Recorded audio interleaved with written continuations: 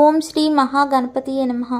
నారదో వాచ ప్రణమ్య శిరసా దేవం గౌరీపుత్రం వినాయకం భక్తవాసం స్మరే నిత్యం ఆయుః కామార్థ సిద్ధయే.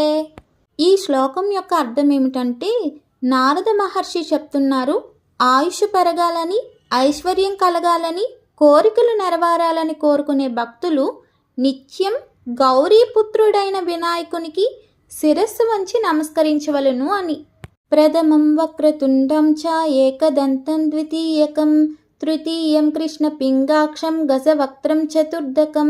ఇప్పుడు ఈ శ్లోకం యొక్క అర్థం ఏమిటంటే, మొదటగా వంకర తిరిగిన తొండం కలవానిగా, 2 ఒకే దంతం కలవానిగా, 3 నల్లని ఎరుపెక్కిన కన్నులు కలవానిగా, 4 ఏనుగు ముఖం కలవానిగా గణేశుణ్ణి భావింపుము అని ఈ శ్లోకం యొక్క అర్థం. లంబోదరం